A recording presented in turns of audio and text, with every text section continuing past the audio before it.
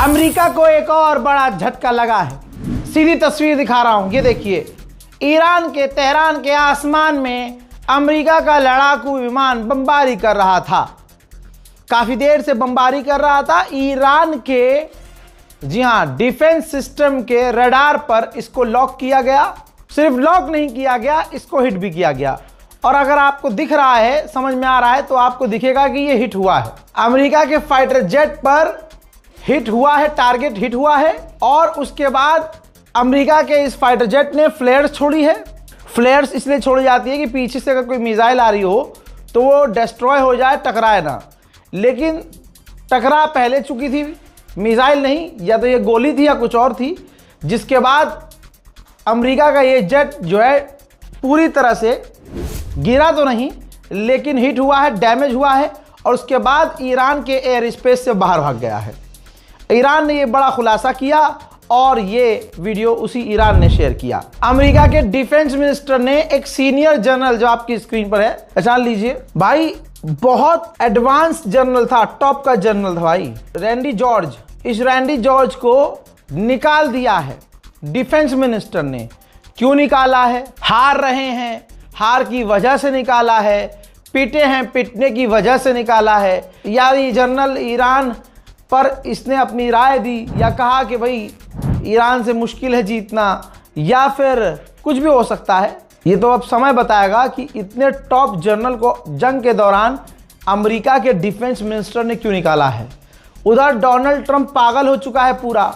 Donald Trump ने कहा कि पिछले 24 घंटे में हमने ईरान के 3 ब्रिज उड़ा दिए हैं, लेकिन ईरान ने अभी तक हमको कॉल नहीं किया, कि बात नहीं कर रहा है वो हमसे। लेकिन ठीक है, मतलब ट्रंप ये कह रहा है कि हमने ईरान के 3 ब्रिज उड़ा दिए, इसके बावजूद ईरान हमसे बात नहीं कर रहा है। ईरान के विदेश मंत्री ने ब्रिज की तस्वीर को शेयर करते हुए लिखा कि दुनिया देख रही है कि हमारे सिविलियन इंफ्रास्ट्रक्चर को उड़ाया जा रहा है, हमारे ब्रिज तोड़े जा रहे हैं।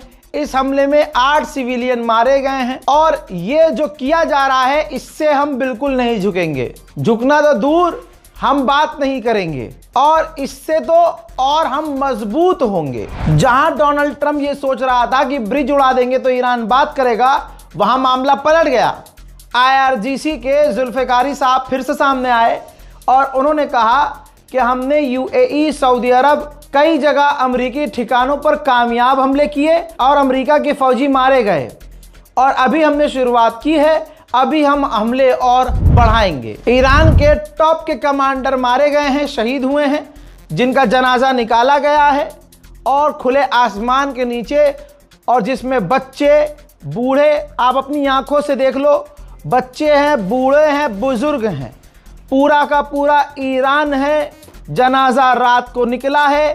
ईरानी कमांडर जिन्हें शहीद किया गया है, जिन्होंने शहादत दी है, जो बंकर में जा सकते थे लेकिन बंकर में नहीं गए, जो छुप सकते थे लेकिन नहीं छुपे, और इजराइल ने टारगेट करके इनको कत्ल किया है, शहीद कर दिया है, जिनका जनाजा आप अपनी स्क्रीन पर देख रहे हैं। उधर ईरान ने जैसा वादा किया था वैसा किया है। दुबई के अंदर ओरेकल डेटा सेंटर ईरान ने निशाना बनाया है। ये ईरान ने कंफर्म कर दिया है।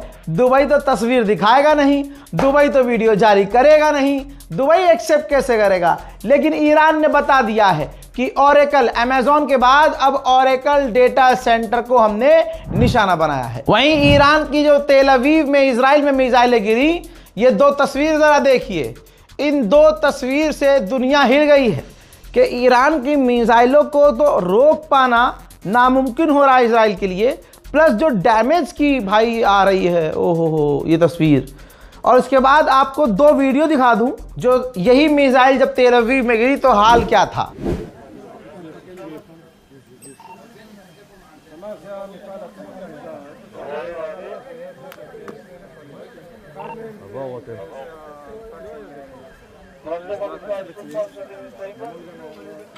מי אמר לי? אני. מה שם המפעל פה אמרת? לובינר, איך קוראים למקום? אלון, מה השם של המקום? לובינר. לובינר, מה שם המפעל? 1 מ-3.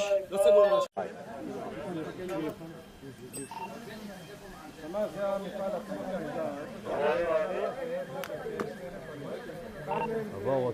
यूरोपीय यूनियन के चीफ की हवा निकल गई है। उन्होंने कहा कि हम अफोर्ड कर ही नहीं सकते कि एक और क्रिटिकल रूट जो लाल सागर का है वो बंद हो जाए। यानी हुथीज की धमकी, ईरान की स्ट्रेटजी कामयाब हो रही है। उधर यमन के एक ऑयल डिपो पर हमला हो गया है। ये नहीं पता किसने किया है, लेकिन तस्वीर आपके सामने।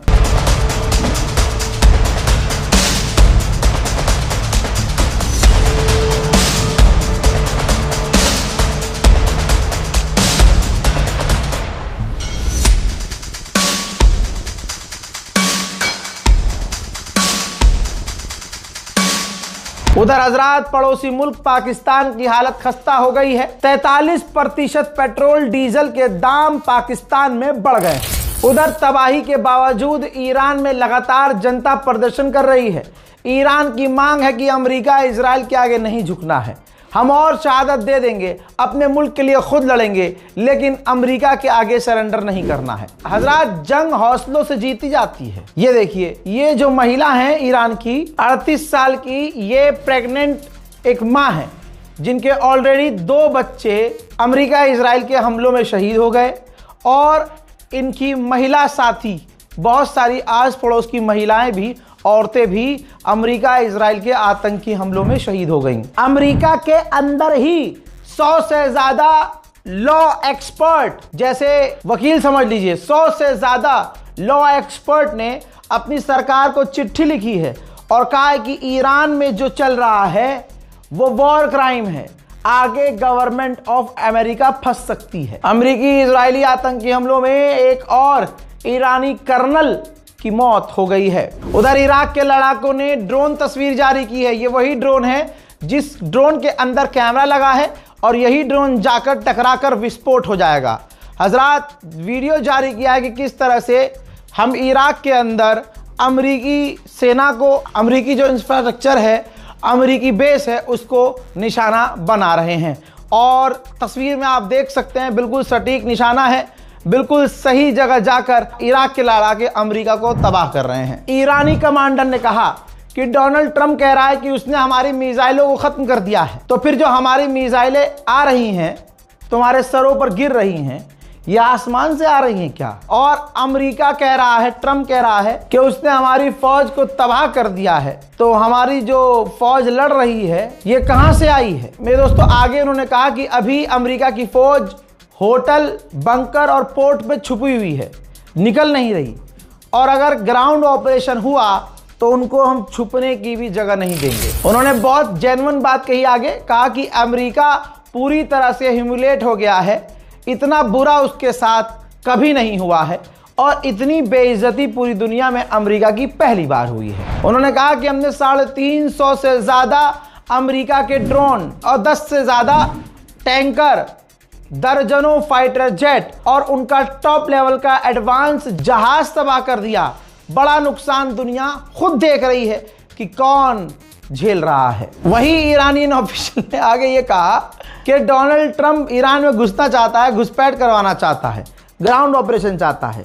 हम इंतजार कर रहे हैं, उनको हम ऐसा सबक सिखाएंगे कि डोनाल्ड ट्रंप कभी भी इसके बाद किसी और देश में घुसपैठ करने का ख्वाब नहीं देखेगा। ما منتظریم برای عملیات زمینی آمریکا انتظار میکشیم که آغاز بشه. که آغاز بشه. چرا؟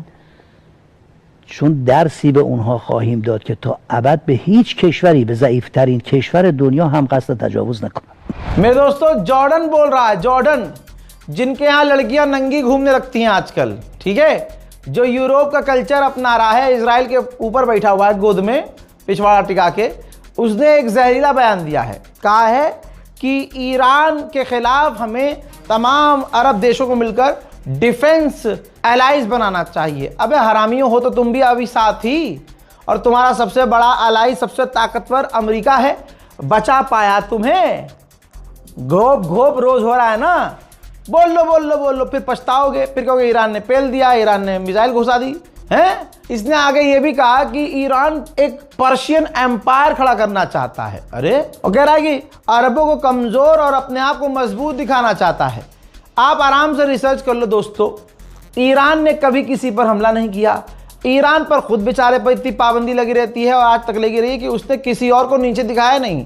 ईरान तो अपने में रहता है कि हमारा डेवलपमेंट हो जाए, हम थोड़ा डेवलप हो जाए, हम इंफ्रास्ट्रक्चर अपना मजबूत कर लें, अपना एजुकेशन सिस्टम मजबूत कर लें।